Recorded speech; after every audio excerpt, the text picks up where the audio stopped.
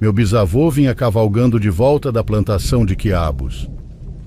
Era 1943.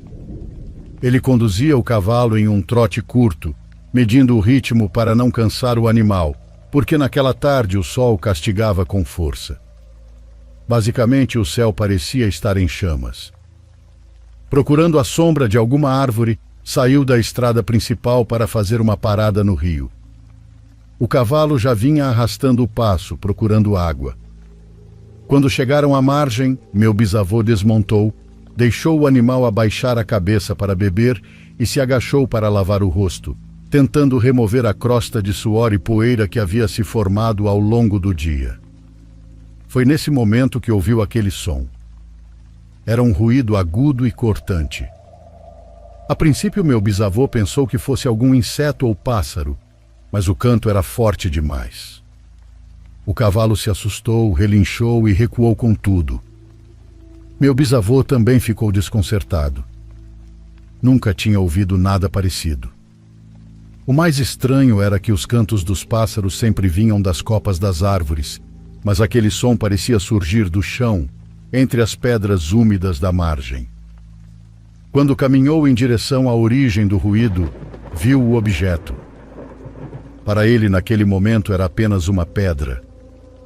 Uma pedra preta, lisa, retangular, que brilhava e vibrava sobre a terra. Em 1943, naquele povoado, ninguém tinha a menor noção do que era um telefone portátil. Nem sequer existia essa ideia. As pessoas mal conheciam os pesados aparelhos de manivela que havia nos escritórios das sedes municipais. Não existiam palavras para descrever aquilo que estava jogado na lama. O aparelho insistia em emitir o som. Meu bisavô não sabia o que significava atender uma ligação.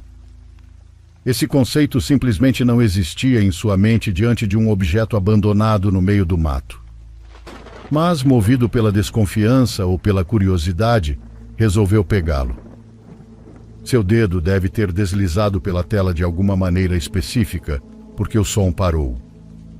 Ao erguer o objeto, o instinto o levou a aproximá-lo do rosto.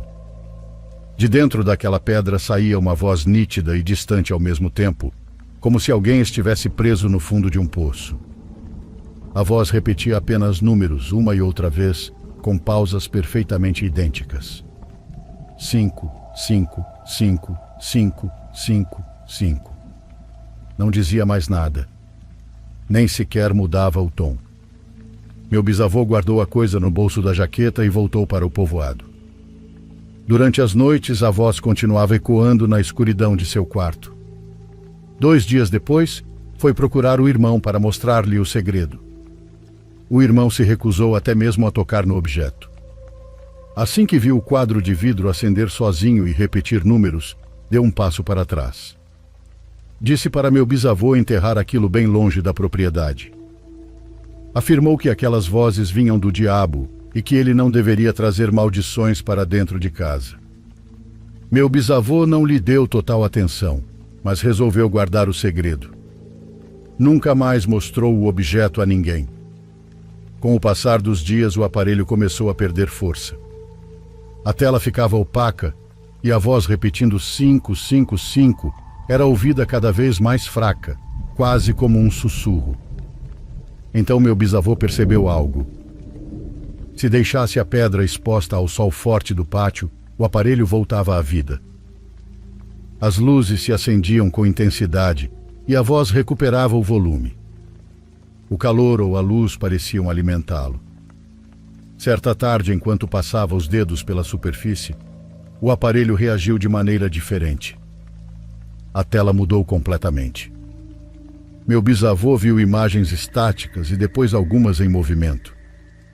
Eram pessoas usando roupas estranhas, ruas cercadas por edifícios enormes e luzes que não projetavam sombras. Lugares que não tinham qualquer relação com o Brasil de 1940. Tudo durou cerca de 1 minuto. Então o aparelho travou novamente e a tela ficou preta. Ele jamais soube qual botão apertou ou que movimento fez com os dedos. Passou os meses seguintes esfregando o vidro com o polegar, tentando reencontrar aquelas janelas para outro mundo, mas a pedra nunca mais mostrou nada. Restou apenas a voz repetindo o número, até que um dia o aparelho se apagou completamente. Nem mesmo o sol escaldante do meio-dia conseguiu fazê-lo funcionar de novo. 2 anos se passaram.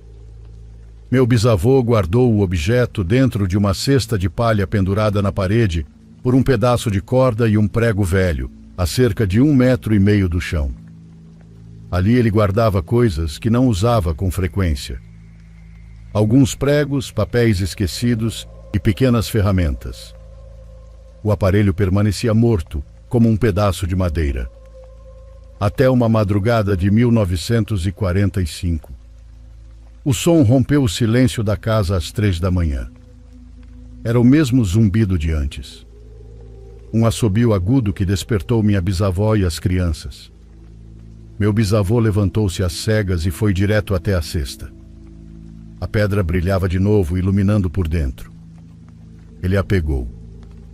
Na tela, pequenas luzes quadradas se moviam. Desesperado para acabar com aquele barulho, começou a apertar até acertar alguma coisa. O assobio parou. Naquele instante a voz voltou, mas desta vez a tela mudou. Surgiram fileiras de números fixos do 0 ao 9. Era um simples teclado numérico. Sem entender o que fazia, meu bisavô estendeu o dedo e pressionou o número 3. Depois o 2. Depois o 5. Ao tocar o último número, a voz mudou pela primeira vez em 2 anos. Agora dizia: 2, 2, 2. Meu bisavô encontrou o número 2 na tela e o pressionou. Imediatamente a voz respondeu: 9, 9, 9. Ele apertou o 9. A pedra começou a ditar uma sequência longa, número por número. Meu bisavô procurava cada símbolo no teclado iluminado e o pressionava com o dedo. Foram 16 números ao todo. Quando inseriu o último, a voz da máquina desapareceu completamente. Houve um segundo de silêncio, então surgiu um zumbido daqueles que parecem atravessar os ouvidos. E logo depois, outra voz. Já não era uma gravação. Era a voz de uma pessoa viva. Clara. Tão próxima que parecia estar dentro do mesmo quarto. Muito obrigado, Abraão. O aparelho sabia o nome do meu bisavô. Ele nem teve tempo de dar um passo para trás quando sentiu o impacto na mão.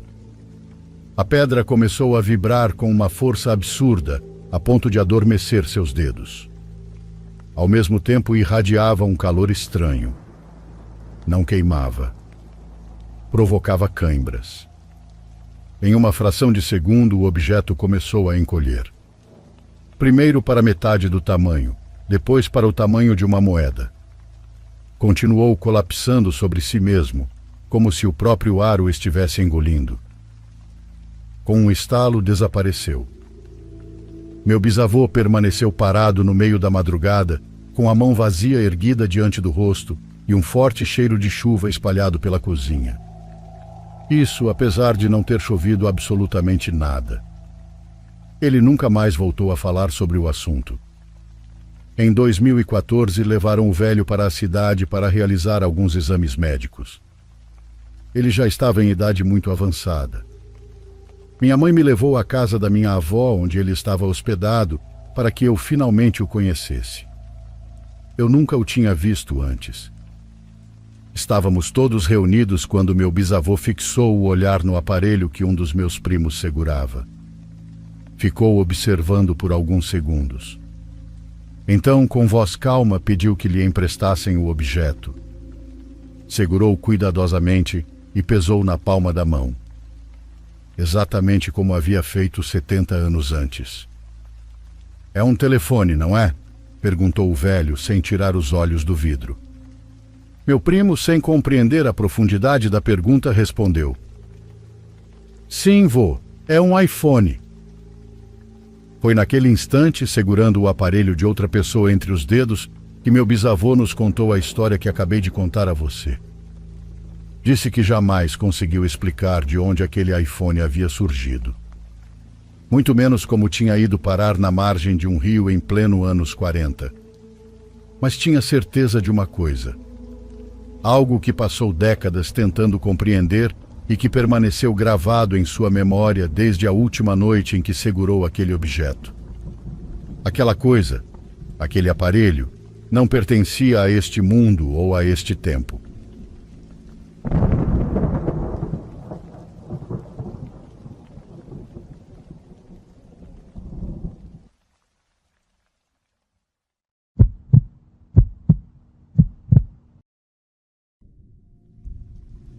Espero que todos estejam bem. Começo dizendo que meu nome é Jennifer. Hoje tenho 20 anos, mas o que vou contar aconteceu há quase 10. Embora existam coisas que ainda me lembro com muita clareza, há outras que permanecem confusas na minha memória, porque foram dias muito difíceis para a minha família. Não foi uma noite qualquer. Nós estávamos fugindo da nossa própria comunidade. Só direi que sou de uma comunidade na região norte. Não vou dizer o nome por respeito à minha família, e também porque ainda existem pessoas que moram por lá. Era uma comunidade pequena. Acho que não posso sinalizar nem como povoado. Minha mãe nasceu ali, meus avós também, e eu cresci acreditando que toda a minha vida estaria ligada àquele lugar. Fosse aos morros, às estradas de terra, à comida ou aos animais, e às tardes silenciosas, em que era possível ouvir tudo ao redor porque lá não havia carros nem música alta. Mas chegou um momento em que já não era mais possível viver ali. Começaram a aparecer homens armados. Algumas poucas pessoas os chamavam de os diabos. Era um grupo que, segundo diziam, tinha acordos com prefeitos da região. Por isso ninguém os enfrentava. Depois soubemos que haviam levado um homem que estava em uma estrada e outro teve suas terras tomadas. De uma família levaram as moças durante a noite. A gente não quer acreditar nessas histórias até começar a vê-las de perto, porque depois deixaram de ser apenas rumores. Caminhonetes começaram a subir pela estrada principal. Ficavam observando as casas, perguntando por determinadas pessoas. Às vezes entravam nas vendinhas e todos imediatamente baixavam a voz. Lembro que minha mãe começou a guardar algumas coisas em uma bolsa sem nos explicar muito. Roupas, documentos, o pouco dinheiro que tínhamos e algumas fotografias. Era como se ela já soubesse que um dia precisaríamos partir sem aviso. E esse dia chegou. Também não vou dizer que houve um tiroteio na nossa frente, porque não foi isso que aconteceu. Mas o que aconteceu foi pior de certa forma. Recebemos uma ameaça direta. Disseram que quem não fosse embora morreria. Todos. Velhos, mulheres e crianças. Disseram que até as galinhas e os cachorros seriam mortos. Assim, sem mais nem menos. Foi uma ordem. Tínhamos que abandonar tudo, porque agora tudo pertencia a eles. Meu pai não estava conosco. Ele havia ido trabalhar por uma temporada, como fazia algumas vezes, e minha mãe não conseguiu entrar em contato com ele. Essa foi a nossa maior preocupação, porque ele poderia voltar sem saber de nada. Lembro da minha mãe chorando enquanto dizia: "Se ele voltar, vão pegá-lo na estrada. Vão pensar que ele veio se vingar." Então ela tomou a decisão de nos tirar dali e depois encontrar uma forma de avisá-lo. Saímos junto com outras famílias quando a noite começou a cair. Todos juntos, como uma caravana improvisada. Alguns iam para comunidades próximas, outros pretendiam chegar até a cidade. Alguns carregavam sacos com pertences, outros levavam crianças nos braços, outros ainda seguiam acompanhados de seus animais. Nós saímos com poucas roupas. Minha mãe nos apressava o tempo todo, e eu carregava uma bolsa com algumas coisas dos meus irmãos. Eles ainda eram pequenos. Um tinha cerca de 8 anos e o outro 6. Perguntavam se voltaríamos. Perguntavam por que não levávamos todas as nossas coisas. E também perguntavam por Paulo. Paulinho era o nosso cachorro. Era branco, grande, daqueles cães de fazenda fortes e robustos. Ninguém sabia exatamente de onde ele tinha vindo, mas era extremamente dócil. Sempre vigiava o quintal, deitava-se na entrada da casa e nos seguia para todo lugar. Quando começamos a caminhar, Paulo veio atrás de nós. Ele nos acompanhou por um bom trecho. Meu irmão mais novo o chamava para que andasse mais rápido, mas Paulinho ficava para trás farejando o caminho, voltando alguns passos, como se não entendesse o que estava acontecendo. Não podíamos chamá-lo em voz alta, porque toda a caravana seguia em silêncio. Minha mãe disse que não podíamos levá-lo. Não sabíamos quanto ainda precisaríamos caminhar, nem se permitiriam a entrada dele em algum lugar. Eu insistia que poderíamos levá-lo, mas lembro da forma como minha mãe me olhou. Um olhar que nunca esqueci. Havia muito desespero naquele olhar. Ela só queria nos manter em segurança. Continuamos caminhando e pouco a pouco Paulo ficou para trás. Meu irmão chorou muito. Eu também queria chorar, mas não chorei. Sentia que se eu desmoronasse, meus irmãos ficariam ainda mais assustados. Quando Paulo deixasse de nos ver, provavelmente voltaria para casa. E isso me dava muito medo. Medo de que o encontrassem lá. Seguimos por trilhas escuras, por partes da mata, por caminhos que eu não conhecia bem. Fomos muito mais longe do que eu já havia ido antes. Não sei quantas horas caminhamos. Sinceramente, não sei. Na minha lembrança, parece que percorremos quilômetros e mais quilômetros sem parar. Às vezes chovia um pouquinho e logo parava. Havia idosos que se cansavam. Crianças pedindo água. Mulheres sozinhas, quase todas em silêncio, caminhando sem parar. Até que finalmente paramos para descansar. Meus irmãos e eu acabamos adormecendo. Minha mãe nos abraçou e também dormiu. Quando acordamos, percebemos que todos os outros já tinham partido. Só nós e outra família havíamos ficado para trás. Estávamos sozinhos, sem direção, sem saber para onde seguir. Continuamos caminhando e quase ao meio-dia chegamos a outra comunidade. Não era exatamente um lugar abandonado, mas havia muitas casas vazias. Dava para perceber que em algum momento aquele lugar havia sido cheio de vida. Algumas portas estavam fechadas com tábuas, outras nem sequer tinham mais portas. Havia ruas de terra e algumas poucas casas com energia elétrica mais próximas do centro. O lugar parecia tranquilo, mas também estranho, como se já tivesse passado por suas próprias tragédias. A família que estava conosco encontrou uma casa parcialmente aberta e decidiu ficar ali. Uma senhora nos viu e disse que outras pessoas que estavam com a gente haviam passado por lá. Segundo ela, continuaram caminhando em direção a um abrigo ou algo parecido. Não me lembro exatamente. Nós encontramos uma pequena casa de apenas um cômodo na saída da comunidade.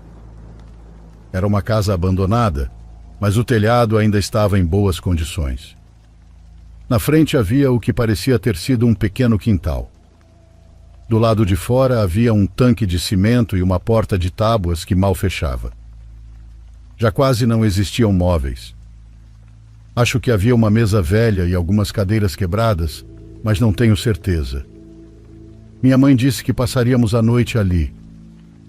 Ficaríamos escondidos.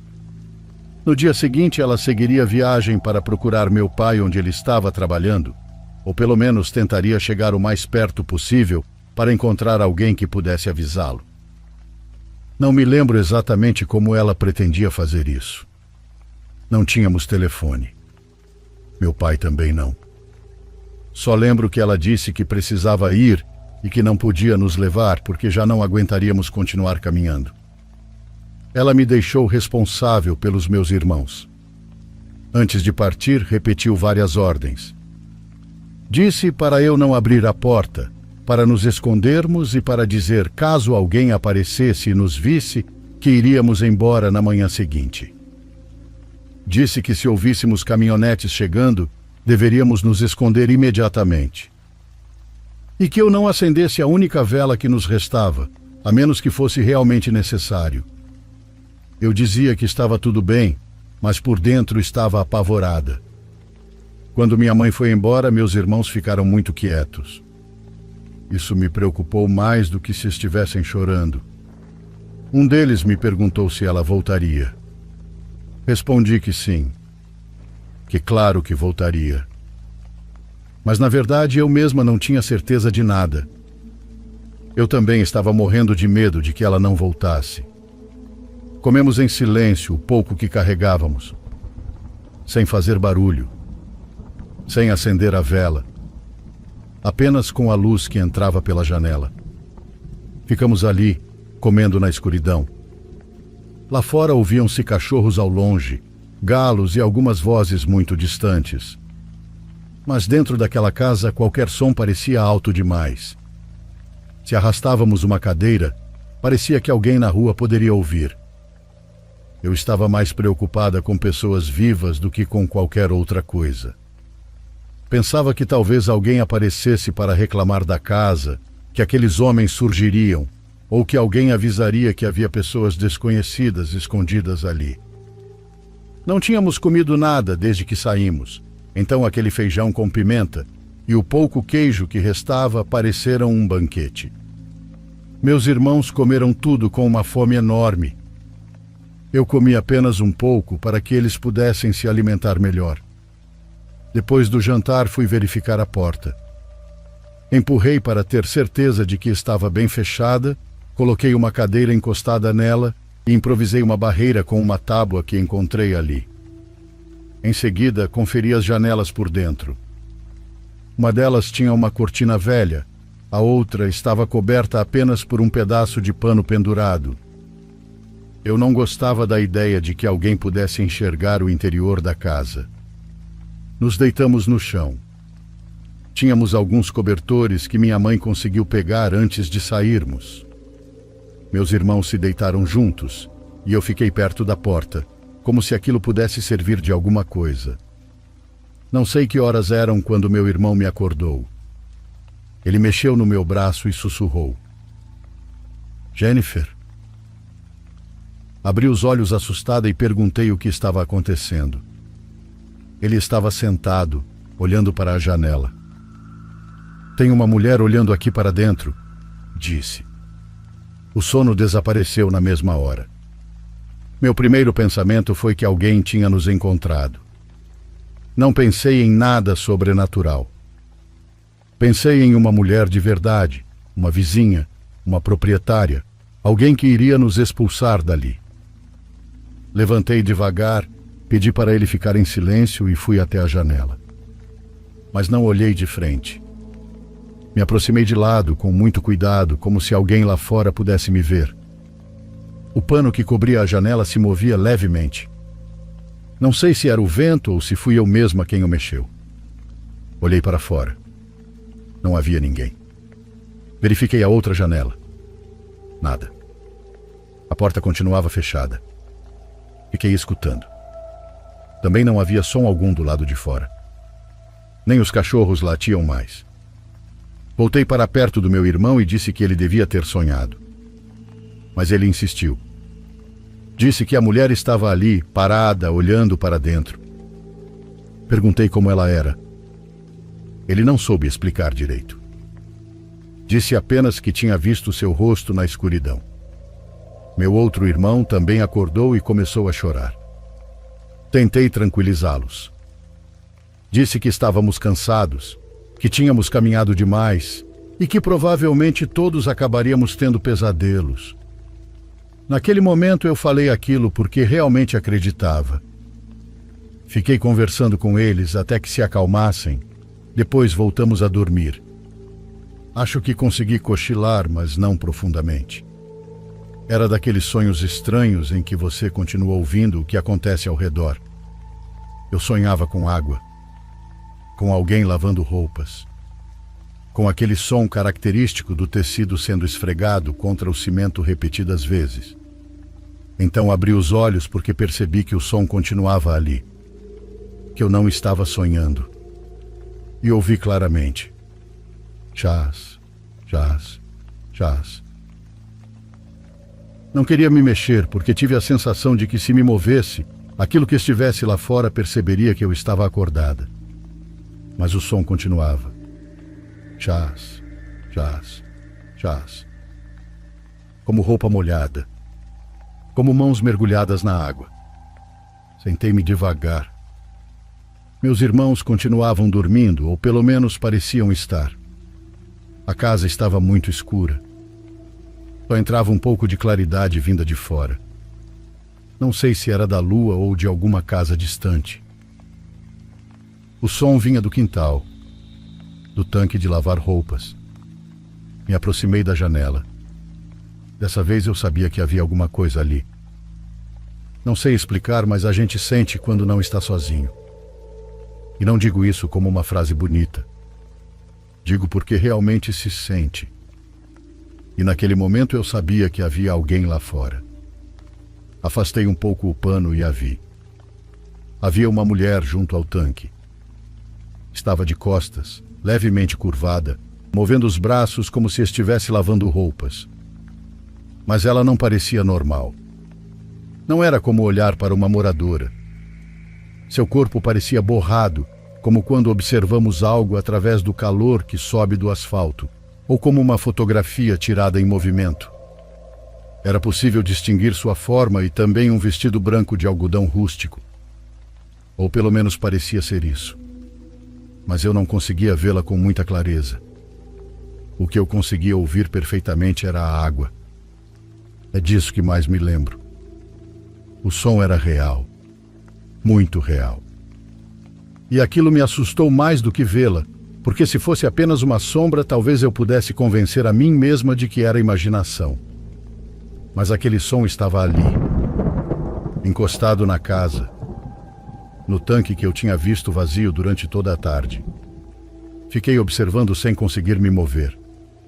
A mulher continuava esfregando. Então ela parou e virou a cabeça na direção da janela. Na minha direção.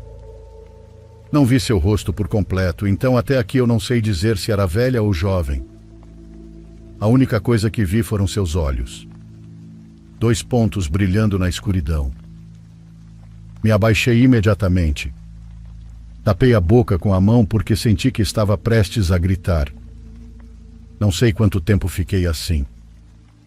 Quando finalmente tive coragem de erguer a cabeça e olhar de novo, a mulher estava novamente de costas lavando roupas como se nunca tivesse se virado. Jennifer! Foi nesse momento que ouvi meu irmão atrás de mim. Me virei e os dois estavam acordados. O menor tremia. Fiz sinal para que permanecessem em silêncio, mas então meu outro irmão disse algo que me deixou ainda mais apavorada. Paulinho está lá fora. Pensei que ele estivesse confundindo as coisas, mas ele apontou para a estrada e respondeu: está ali. Olhei por outra fresta, não pela mesma janela que dava para o tanque. Dali era possível enxergar um trecho do caminho de terra. No começo não distingui nada, então vi uma silhueta clara andando devagar, passando diante da casa como se procurasse alguma coisa. Era grande e branca. Realmente parecia um cachorro. Meu irmão começou a repetir baixinho: é o Paulo. É o Paulo, Jennifer. Mas eu não conseguia acreditar. Para ser o Paulo, ele teria caminhado uma distância enorme. Teria nos seguido desde a nossa comunidade, atravessado morros e percorrido estradas. E além disso, se era mesmo ele, por que estava tão longe? Por que não vinha direto para a casa? A silhueta continuava avançando. Parecia estar se afastando. Passando direto. Seguindo para algum lugar desconhecido. E naquele instante senti um desespero terrível. Porque se fosse realmente o Paulo e eu não saísse, iríamos perdê-lo novamente. Dessa vez por minha culpa. Mas ao mesmo tempo, para sair eu teria que atravessar o quintal. Passar pelo tanque. Passar ao lado daquela mulher. Pedi aos meus irmãos que permanecessem dentro da casa. Que não se mexessem. que não abrissem a porta por motivo nenhum. O menor segurou minha mão e pediu que eu não saísse. E eu também não queria sair. Mas era o Paulo. Não sei se isso faz sentido para alguém que nunca teve um cachorro assim, mas o Paulo fazia parte da nossa família. E naquela noite, depois de termos deixado nossa casa e nossas coisas, sentir que ele podia estar ali era como recuperar uma pequena parte de tudo o que havíamos perdido. Retirei a cadeira da porta com muito cuidado. A madeira fez um barulho horrível. A mulher lá fora continuava lavando. Abri a porta apenas o suficiente para passar. O ar da noite estava bem geladinho. Não quis olhar para o tanque e saí correndo. Passei ao lado daquela mulher, ou do que quer que fosse, sem virar a cabeça. A única coisa que ouvi foi o som da água mais perto. Muito mais perto, como se alguém estivesse bem ao meu lado lavando roupas. Cheguei até a estrada e assobiei, do mesmo jeito que sempre chamava o Paulo. A silhueta branca parou. Por um momento pensei que nada aconteceria, mas então ela levantou a cabeça e correu na minha direção. Foi aí que o reconheci. Era mesmo o Paulo. Ele vinha magro, sujo, com a língua para fora, mas abanava o rabo feito louco. Se jogou em cima de mim e eu o abracei. Lembro que ele cheirava a terra, mato e sangue seco. Meus irmãos abriram a porta, embora eu tivesse dito para não fazerem isso. Abriram porque também o reconheceram. Chamavam por ele enquanto choravam. Colocamos ele dentro da casa, mesmo ele sendo um cachorro acostumado a ficar do lado de fora. Quando fechei a porta, finalmente olhei para o tanque. A mulher continuava lá, de costas, lavando roupa. Não fez nada. Não se aproximou. Não nos seguiu. Não bateu na porta. Continuou apenas lavando. Lá dentro, olhamos o Paulo como pudemos. Ele tinha sangue seco em uma das patas e também na parte da barriga. Não parecia ser um ferimento grave, eu acho, mas estava machucado. Também trazia espinhos e galhos presos ao pelo. Quem sabe por onde ele andou? Quem sabe o que viu pelo caminho? Quem sabe se já vinha nos seguindo havia algum tempo e só conseguiu nos alcançar naquele momento? Naquela noite deixamos que ele se deitasse sobre uma coberta ao nosso lado. Meu irmão mais novo abraçou o pescoço dele e adormeceu. Paulo ficou quieto, como se também estivesse cansado de sentir medo. Eu não consegui dormir direito. Às vezes fechava os olhos e voltava a ouvir o som da água. Em outros momentos parecia que já não se escutava nada. Não tive coragem de olhar pela janela outra vez. Em algum momento, antes do amanhecer, o som simplesmente parou. Assim, de repente. Deixou de existir. Quando a luz da manhã começou a entrar, eu me levantei. A porta continuava fechada, meus irmãos ainda dormiam, e Paulo também. Me aproximei da janela. O tanque estava vazio. Não havia roupas e não havia água derramada. Não havia nada. Somente o velho cimento, como se ninguém tivesse estado ali havia anos. Minha mãe chegou perto do meio-dia. Estava exausta, mas tinha uma expressão diferente. Disse que havia conseguido mandar um recado para meu pai, que ele estava bem e que não voltaria para aquelas bandas. Também disse que precisaríamos continuar a viagem, porque um primo do meu pai estava nos esperando em outro lugar e poderíamos ficar alguns dias com ele. Quando minha mãe viu o Paulo, não conseguiu acreditar. Perguntou como ele havia chegado até ali. Meus irmãos começaram a contar tudo ao mesmo tempo.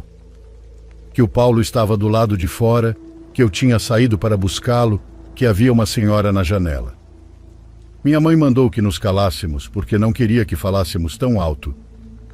Eu não contei tudo naquele momento. Não sei por quê. Talvez porque sentisse que se dissesse aquilo em voz alta soaria absurdo. E eu precisava parecer madura.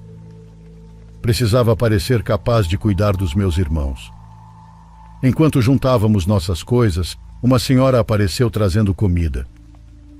Não sei se alguém havia contado a ela que estávamos ali ou se simplesmente nos viu. Era uma mulher muito gentil. Nos deu pão e algumas coisas para levarmos pelo caminho. Minha mãe agradeceu muito. Então a senhora perguntou: as crianças realmente passaram a noite aqui? Minha mãe respondeu que sim, que tinha sido apenas por aquela noite e que já estávamos indo embora. A mulher olhou para a casa. Não pareceu assustada, mas fez uma expressão estranha, como se estivesse surpresa. Ah, disse ela. Esta é a casa da dona Jacira. Minha mãe perguntou quem era. A senhora então nos contou que dona Jacira tinha sido uma curandeira. Às vezes ajudava as pessoas daquela região. Conhecia plantas medicinais, massagens, partos e muitas outras coisas parecidas. Mas também conhecia outras coisas. Coisas pelas quais pessoas de muito longe vinham procurá-la. A mulher também disse que dona Jacira havia morrido muitos anos antes, mas que algumas pessoas ainda a viam por ali. Foi nesse momento que senti um aperto no peito. A senhora contou que às vezes as pessoas a viam aparecer na janela ou parada perto do tanque. Sem querer, virei o rosto para o quintal. O tanque continuava lá, vazio. Exatamente como estava naquela manhã. Meu irmão, o mesmo que a tinha visto primeiro, disse: eu vi ela na janela. A senhora olhou para ele, mas não respondeu nada ruim. Apenas assentiu com a cabeça, como se aquilo realmente não a surpreendesse. Então disse algo que nunca esqueci, por causa da sensação que aquelas palavras me causaram naquele momento. Se ela deixou vocês dormirem aqui, foi porque já não queria lhes fazer mal. Ninguém falou nada. Ninguém respondeu. Nem mesmo meu irmão, que costumava falar sem pensar. Passei o resto da viagem pensando naquilo. Porque no começo eu acreditava que aquela mulher queria entrar. Achei que estivesse nos observando. Achei que fosse mais uma ameaça entre todas as que já tínhamos enfrentado. Mas depois entendi que não. Ela nunca entrou porque nunca quis entrar. Nunca nos tocou. Nunca tentou abrir a porta. Permaneceu do lado de fora, como se estivesse cuidando da casa, ou como se tivesse permitido que a usássemos apenas naquela noite. E se precisasse aparecer, apareceu lá fora. Também pensei muito no Paulo. Porque, se eu não tivesse ouvido aquele som, talvez não estivéssemos despertos quando Paulo passou pela rua. Não sei se foi dona Jacira quem o trouxe. Não sei se ela apenas o deixou passar. Não sei sequer se uma coisa teve relação com a outra. Minha mãe não gosta que falemos muito sobre isso. Nem sobre a comunidade que deixamos para trás por causa daqueles demônios. Nem sobre tudo o que vivemos pelo caminho. Nem sobre aquela noite na casa de dona Jacira. Ela nem gosta que eu diga o nome dela. Mas eu queria contar essa história porque durante muitos anos pensei naquela mulher como uma assombração. Como algo que apareceu na pior noite da minha vida. Mas agora, quando me lembro de tudo com calma, acho que talvez ela tenha sido outra coisa. Não sei se exatamente algo bom, mas também não foi algo mau. Pelo menos não conosco. Talvez ela fosse apenas a dona daquela casa, mesmo não estando mais viva. E por uma única noite, permitiu que ficássemos ali.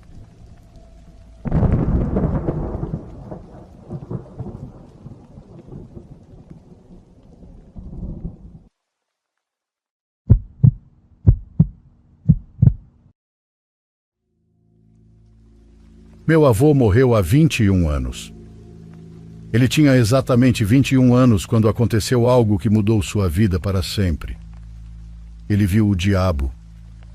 Ele era de Michoacán, no México. Mais precisamente de um povoado próximo a La Huacana. Certo dia estava voltando de um terreno que possuía em outra cidade. Retornou tarde para casa.